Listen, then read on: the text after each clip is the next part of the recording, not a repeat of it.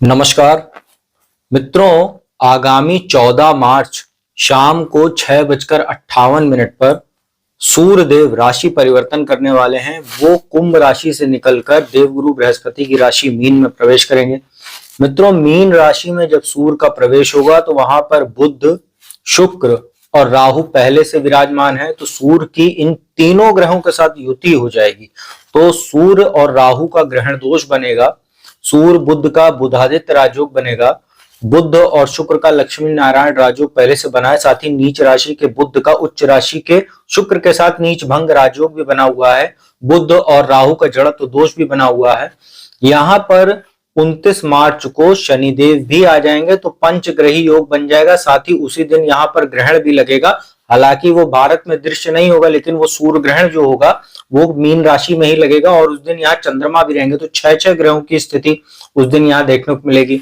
मित्रों, सूर्य देव का यह गोचर 14 मार्च से चलकर 14 अप्रैल तक रहेगा। 3:30 बजे प्रातः काल 14 अप्रैल को यह अपनी उच्च राशि मेष में प्रवेश कर जाएंगे। तो यह है सूर्य के राशि परिवर्तन से संबंधित कुछ विशेष जानकारी। मित्रों, आज इस वीडियो में मैं आपको कुंभ राशि पर सूर्य के इस राशि परिवर्तन का क्या प्रभाव पड़ने वाला है उसकी संपूर्ण और विस्तार से जानकारी दूंगा। तो इसको बहुत ध्यान से देखिएगा, क्योंकि कुंभ राशि वालों के लिए यह गोचर बहुत ही विशेष रहने वाला है और क्या क्या सावधानियां बरतनी है आपको अगले 1 महीने, उसका आपको पूरी जानकारी मैं दूंगा। साथ ही अंत में उपाय भी बताऊंगा। मित्रों, कुंभ राशि के लिए सूर्य की जो स्थिति है वो 14 मार्च तक अपने जो शनि आपके जो राशि के स्वामी होते हैं, जो लग्नेश हैं, साथ ही 12वें भाव के स्वामी होते हैं, साथ ही सूर्य के पुत्र होते हैं शनि, और सूर्य और शनि जो होते हैं पिता पुत्र होने के साथ ही आपस में आदर्श शत्रु भी होते हैं। तो यहाँ पर 14 मार्च तक तो लग्न में ही आपके बैठे हुए हैं सप्तमेश होकर। सप्तम भाव वैवाहिक सुख का भाव होता है, बिजनेस का भाव होता है, यहाँ के स्वामी होकर लग्न में है। सूर्य शनि का पितृ दोष बना हुआ है और दोनों की दृष्टि आपके सप्तम भाव पर है। हालांकि यहाँ पर जो शनि है वो अभी अस्त स्थिति में है, वो 28 फरवरी को ही अस्त हो गए थे और यहाँ पर तकरीबन 8 अप्रैल के आसपास वो उदय होंगे। तो यहाँ पर जो है अभी स्थिति देखा जाए तो शनि तो अस्त है लग्नेश होकर, तो यहाँ पर आपके लिए कुछ स्थितियां अभी बहुत अच्छी नहीं है। और सूर्य को देखा जाए 14 मार्च तक तो आपके लिए यहाँ पर जो सप्तमेश होकर लग्न में है, तो कहीं ना कहीं कुछ थोड़ा क्रोध वगैरह या वैवाहिक जीवन में समस्या या पति पत्नी में आपसी सामंजस्य की कमी या छोटी मोटी बातें बड़े विवाद का रूप भी आपको लेते हुए दिखेंगी, क्योंकि 7.5 का आपको सेकंड फेज भी चल रहा है और ये 29 मार्च को जब शनि आपके दूसरे भाव में प्रवेश करेंगे तो वहां से अंतिम फेज शुरू होगा। तो सूर्य की मित्रों यहाँ पर बात कर रहे थे, तो सूर्य अभी लग्न में बैठे हुए हैं 14 मार्च तक, तो स्थितियां आपके लिए थोड़ी सी बैलेंस कह सकते हैं, क्योंकि अपनी ही राशि को देख रहे हैं वो। तो अपनी ही राशि को अगर कोई ग्रह देखता है, वो अपने भाव को देखता है, तो वो उतना ज्यादा डैमेज नहीं करता जितना वो शत्रु राशि अपनी नीच राशि को जब देखता है तब कर सकता है। तो यहाँ पर अच्छी बात यह है कि सूर्य और शनि का जो पितृदोष है वो वैवाहिक जीवन में समस्या देगा, बड़े विवादों को भी जन्म दे सकता है, कोई आपका अफेयर वगैरह अगर था वो भी उजागर हो सकता है, क्योंकि यहाँ शुक्र राहु की भी युति आपके सेकंड हाउस में बनी हुई है जो एक चारित्रिक दोष का काम करती है। तो सूर्य अपनी राशि को चूंकि देख रहे हैं और शनि यहाँ अस्त है, तो यहाँ पर पूरा बलाबल जो है वो सूर्य का है। तो सूर्य जो है कहीं ना कहीं समस्या तो दे रहे हैं, लेकिन अपनी राशि को देख रहे हैं तो उतना डैमेज नहीं करेंगे। अर्थात जैसे कोई विवाद होगा तो वो विवाद होने के बाद स्वतः शांत भी हो जाएगा, या अगर कोई स्थिति बहुत ज्यादा बढ़ गई है जहां तलाक तक की भी नौबत आ सकती थी, वहां पर सूर्य आपको बचा ले जाएंगे। और इसमें एक अच्छी स्थिति क्या है कि अभी आपके लिए 14 मई तक बृहस्पति जो है मार्गी होकर 4th हाउस में बैठे हुए हैं, जो केंद्र स्थान होता है। और बृहस्पति वैसे भी जब केंद्र स्थान में होते हैं तो व्यक्ति को जितनी समस्याएं होती है उसमें काफी राहत देने का काम करते हैं।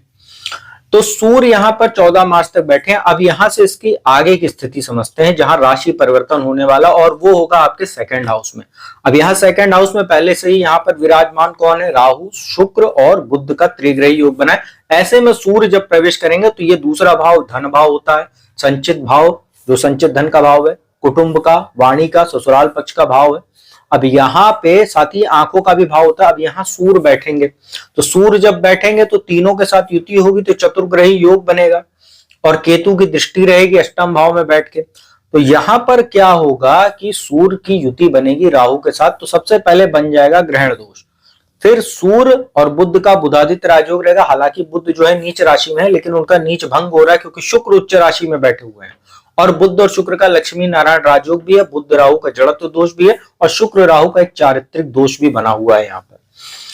तो यहां पर बड़ी उथल पुथल होने वाली है, क्योंकि 29 मार्च को शनि भी आ जाएंगे। लेकिन अभी 14 मार्च से और 29 मार्च तक की स्थिति को समझते हैं। जब यहां पर ग्रहण दोष बनेगा तो मित्रों सूर्य जो है वो पिता के कारक ग्रह होते हैं।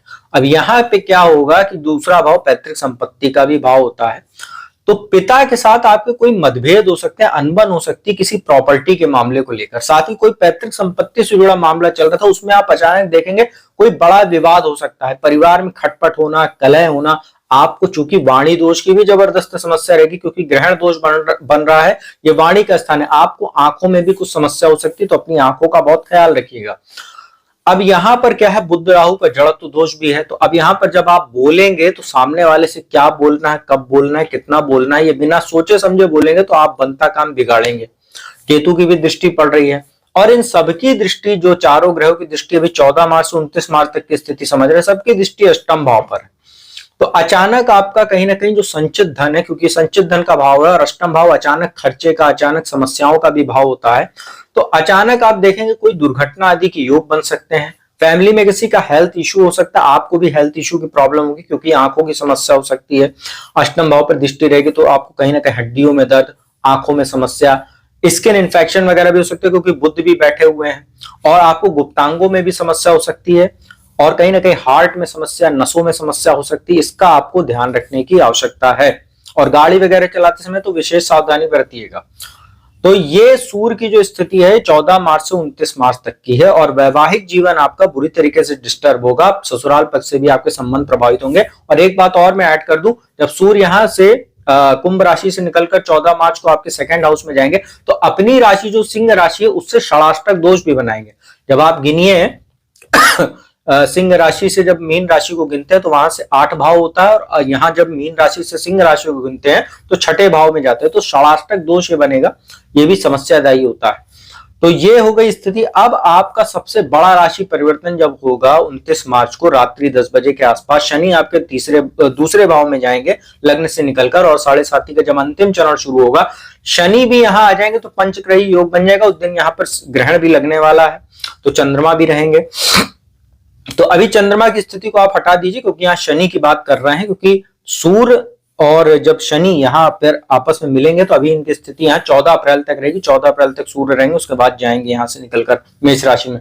तो यहाँ पंचग्रही जो योग बनेगा, अब यहाँ पर सूर्य राहु का तो पहले से ग्रहण दोष था, अब यहाँ शनि और सूर्य का फिर से पितृ दोष बन जाएगा जो 14 मार्च तक बना हुआ था। फिर यहाँ शनि और राहु का पिशाच योग भी बनेगा। अब यहाँ से स्थितियां और ज्यादा तनावपूर्ण हो सकती है वैवाहिक जीवन में, परिवार में, पैतृक संपत्ति को लेकर हेल्थ इशू और ज्यादा बढ़ सकता है। संचित धन में आपके कहीं ना कहीं और ज्यादा समस्या आ सकती है, हो सकता है आमदनी अठन्नी और खर्चा रुपया वाला हिसाब इस पूरे 1 महीने में आपके लिए बजट बन जाए। तो अपने बजट को विशेष सावधानी बनाकर चलिए। आप घर में जो लोग भी आपके ऊपर फाइनेंशियली डिपेंडेंट है, अगर आप इकलौते घर में कमाने वाले हैं तो आप अपने परिवार वालों को भी ये सलाह दीजिए कि बेफिजूल के खर्चे से बचें। फेस्टिव सीजन भी है ये, तो इसका थोड़ा सा ध्यान रखिएगा कि उल जुलूल खर्चे, अननेसेसरी खर्चों से आप बचिएगा। और फिर से मैं आपको बता देता हूँ, ये पूरा महीना हेल्थ को लेकर बहुत चिंताजनक है, बहुत ही सतर्क रहिएगा। गाड़ी चलाते समय सावधानी बरतिएगा, आंखों का ख्याल रखिएगा, हड्डियों में दर्द वगैरह की संभावना हो सकती है। जैसे ही यहाँ पर शनि आएंगे 29 मार्च को और उनकी जब दृष्टि साथ में 5 ग्रहों की अष्टम भाव पर पड़ेगी तो शनि का जो प्रभाव होगा वो आपको कमर से लेकर पैर तक के हिस्से में दर्द होना, कोई चोट चपेट लगना, साथ ही यहाँ पर कहीं ना कहीं आपको अचानक ऐसा कोई अनएक्सपेक्टेड हानि भी हो सकती है जो आपने सोचा नहीं होगा। हो सकता हो किसी को आपने पैसा दिया हो पिछले दिनों और वो फंस जाए, व्यक्ति आपको बार बार टाल रहा हो और वो पैसा ही मिलना मुश्किल हो जाए और आपको बहुत ज्यादा आवश्यकता हो उस पैसे की, तो आपका मानसिक तनाव भी बुरी तरीके से बढ़ जाएगा। तो यहाँ पर जो स्थितियां आपके लिए सूर्य की बन रही हैं, बाकी ग्रहों के साथ जो युति भी मैंने बताया उसका क्या प्रभाव पड़ेगा, जो स्थितियां बन रही हैं उसका पूरा ध्यान करके आपको 14 मार्च से 14 अप्रैल तक चलना है, तभी आप कहीं ना कहीं सूर्य की इस समस्या से बच पाएंगे। तो मित्रों, यह था सूर्य का राशि परिवर्तन 14 मार्च से 14 अप्रैल तक क्या रहेगा कुंभ राशि के लिए। उपाय की बात कर लेते हैं। देखिए, सूर्य यहाँ पीड़ित हो रहे हैं, ग्रहण दोष में रहेंगे, तो आपको कहीं ना कहीं सूर्य की पूजा उपासना करनी चाहिए। हर प्रतिदिन प्रातः काल स्नान आदि के उपरांत स्वच्छ वस्त्र धारण करके सूर्य को जल अर्पित कीजिए, स्टील या तांबे के लोटे में जल भरकर उसमें चुटकी भर हल्दी डाल लीजिए तो अच्छा रहेगा। ओम घृणी सूर्य नमः मंत्र का जाप करते हुए सूर्य को जल दीजिए। साथ ही हर शनिवार को पीपल के वृक्ष के नीचे जाकर संध्या काल में सरसों के तेल का दीपक जलाने वाला। तो ये नियम जो है आप 3 जून 2027 तक लगातार जारी रखिए, क्योंकि 7.5 ही आपको चलेगी।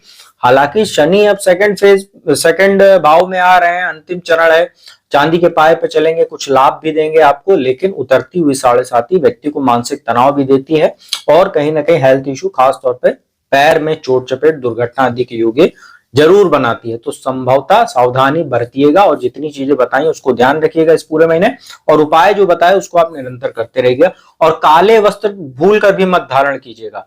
कभी कदार हो सकता हो फैशन को लेकर आपने पहन लिया हो किसी फॉर्मल या आपने कहीं अपने मन का, लेकिन डेली रूटीन में काले वस्त्र को त्याग दीजिए 3 जून 2027 तक, तो आपके लिए बेहतर रहेगा। और डार्क कलर के कपड़े जितने कम से कम हो सके पहनिए, नीला और काला तो बिल्कुल मत पहनिए, लाइट कलर के कपड़े पहनिए तो आपके लिए बेटर रहेगा। तो मित्रों उम्मीद करता हूं वीडियो आपको अच्छी लगी होगी, इन्फॉर्मेटिव लगी होगी। अगर अच्छी लगे तो उसको लाइक कमेंट शेयर कीजिए। जिसको कुंडली विश्लेषण कराना है, नंबर डिस्क्रिप्शन स्क्रीन पर उपलब्ध रहता है, उस पर संपर्क कीजिए, अपॉइंटमेंट लीजिए, कुंडली विश्लेषण का लाभ देश दुनिया के किसी भी कोने से प्राप्त कीजिए। तो अब मैं अपने वाणी को विराम देता हूं। अगली वीडियो में आपको बाकी की जो राशि है उस पर सूर्य के राशि परिवर्तन का क्या प्रभाव पड़ेगा उसकी संपूर्ण जानकारी लेकर हाजिर होंगे। तब तक के लिए ओम नमः शिवाय।